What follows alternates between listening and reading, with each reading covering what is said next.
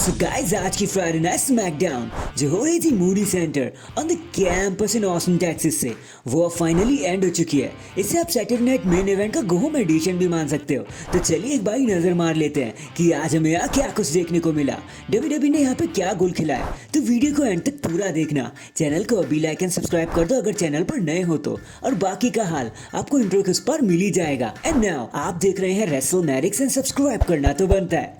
तो चलिए धमाकेदार स्टार्टिंग होती है दी अमेरिकन नाइटमेयर कोडी रोड से, जो जेसी टेराटोरा को इंटरव्यू दे रहे होते हैं, जहां हमें बताया जाता है कि कैसे ये टेक्सास डस्टी रोड्स के लिए घर जैसा था।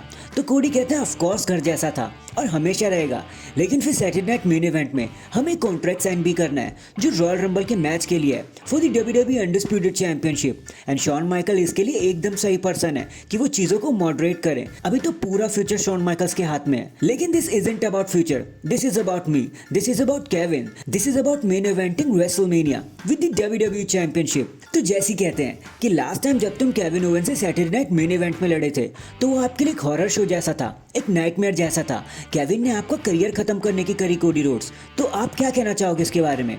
तो कोडी कहते हैं कि अब मैं क्या ही कहूँ, केविन ओवेंस बहुत जीनियस है।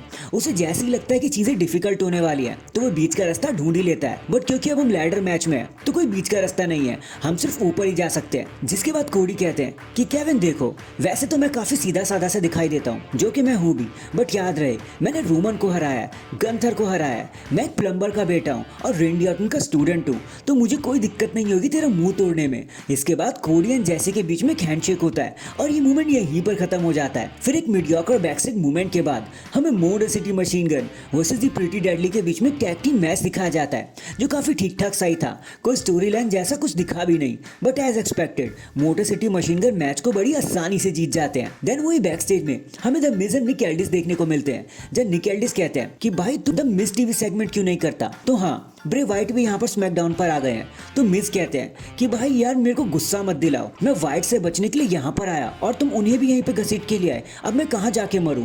तो निक कहते हैं कि यार एक एडवाइस लेता जा, तू जल्दी से कोई दोस्त ढूंढ ले क्योंकि अब तेरे को बहुत दिक्कत होने वाली है। नेक्स्ट सबको कट करते हुए केविन ओवेंस दिखाए जाते हैं, जो कहते हैं कि जैसे ही मेरे इंटरव्यू को है सिर्फ कोडी का इंटरव्यू लेगा तो भाई तूने तो मुझे माइकल कोल की याद दिला दी, और तुम सब कोडी को चाहने वालों एट द रॉयल रंबल खुद ही अपनी आंखों से देख लेना कि असली चैंपियन कौन है।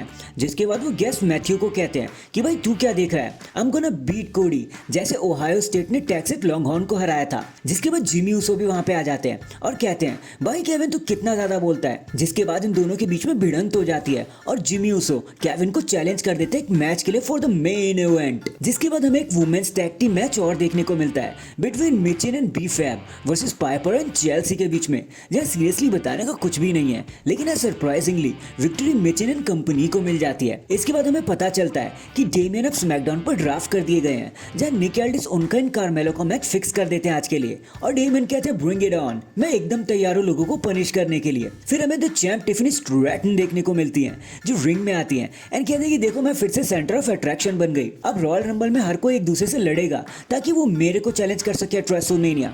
एंड लास्ट वीक मैंने एक रॉयल रंबल विनर बेली को भी हराया, तो इट्स ऑल अबाउट टिफी टाइम।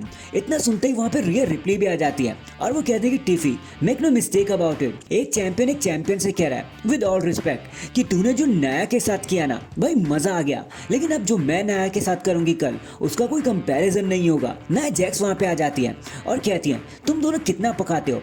एक बात बता दूं कि not only Saturday night main event में मैं रिया रिप्ली का टाइटल ले लूंगी, बट फिर रॉयल रंबल में भी आना है मुझे, जहां पे मैं रॉयल रंबल जीतकर टिफिनी को चैलेंज करूंगी और अपना टाइटल भी ले लूंगी। और हाँ गाइस, मॉमी सक्स। जिसके बाद बियंका, नाओमी, लिव मॉर्गन भी वहां पे आ जाते हैं, जो एक एक करके खुद को रॉयल रंबल के लिए ऑफिशियल कर देते हैं। फिर इन लेडीज के बीच में एक छोटा सा ब्रॉल हो जाता है, जिसके बाद हमें एक 6 वुमेन टैग टीम मैच देखने को मिलता है between Rhea, Bianca and Naomi versus Nia Jax, Candice LeRae, Liv freakin Morgan.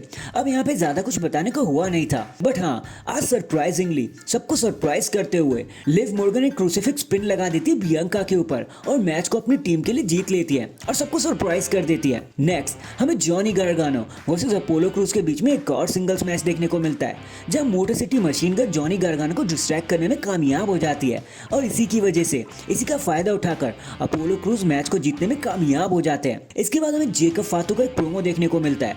वो कहते हैं कि Braun versus Jacob is not Godzilla versus King Kong, क्योंकि मैं किंग कॉन्ग भी हूं और मैं गॉडजिला भी हूँ, मैं डायनासोर भी हूँ, मैं पूरी स्पीड और फुल गैस में रहता हूँ, मेरे पास कोई ब्रेक भी नहीं है। लेकिन पहले हम एले नाइट को ठिकाने लगाएंगे। फिर हमें टामा टोंगा वर्सेस एले नाइट के बीच में एक सिंगल्स मैच देखने को मिलता है। यहाँ पर बताने के लिए ज्यादा कुछ नहीं है। देखो, एले नाइट मैच को तो जीत जाते हैं, लेकिन टामा एंड जेकब उसके बाद उन पर अटैक करने लगते हैं। लेकिन एक बार फिर से ब्रॉन स्ट्रोमैन बीच में घुस जाते हैं और इस फाइट को एंड करने की कोशिश करते हैं, जेकब को चैलेंज करते हैं, लेकिन आज भी ब्रॉन को स्ट्रेंथ टॉल करने का मौका मिलता है। खैर, जेकब लड़ने तो आ रहे होते हैं, लेकिन टामा उन्हें रोक लेते हैं कि भाई आज नहीं। नेक्स्ट हमें पता चलता है कि दी आर्टिस्ट नोन है शिंसुके नाकामुरा भी अब रॉयल रंबल के लिए ऑफिशियल किए जा चुके हैं, जो हमें लेकर चलता है डेमियन प्रीस्ट वर्सेस कार्मेलो के एक सिंगल्स मैच की तरफ, जहां बताने का कुछ भी नहीं है। हैवी मोमेंटम के चलते as expected Damian Priest match को जीत ही जाते हैं। देन वही बैक स्टेज में हमें जिमी अपने मैच के लिए तैयार होते हुए नजर आते हैं कि तभी कार्मेलो आकर उन पर अटैक कर देते हैं, लेकिन बहुत ही जल्दी ऑफिशियल्स आकर इन्हें सेपरेट भी कर देते हैं। खैर, ये सारी चीजें फिर लीड करती है हमें हमारे मेन इवेंट की तरफ, जहां impostor champion Kevin Owens fight ले रहे होते हैं अगेंस्ट जिमी ऊसो के साथ। अब यार देखो, बताने को तो कुछ भी नहीं है। अब कल ही केविन ओवेंस को कॉन्ट्रैक्ट साइन करना है, रॉयल रंबल में कोडी के साथ लड़ना है, तो डब्ल्यूडब्ल्यू ने वीक तो दिखा नहीं सकती थी और ना मैच हरवा सकती थी, इसलिए केविन ओवेंस मैच को तो जीत जाते हैं। लेकिन जब वो आफ्टर डैमेज करने की सोचते हैं ना, तो कभी कोडी रोड्स वहां पे आ जाते हैं जिमी की मदद करने, और it was all out brawl उसके बाद। लेकिन इसी ब्रॉल के मिड में स्क्रीन ब्लैक हो जाती है एंड डैंग, इसी के साथ हमारी आज की फ्राइडे नाइट स्मैकडाउन यहीं पर खत्म हो जाती है। लेकिन आप आज के शो के बारे में क्या कहना चाहोगे, वो कमेंट करके जरूर बता देना। एंड अगर चैनल पर नए हैं तो चैनल को अभी लाइक एंड सब्सक्राइब कर दो। बाकी मैं मिलता हूँ आपसे किसी और अपडेट के साथ, अब तक के लिए अपना ख्याल रखें और खुश रहें।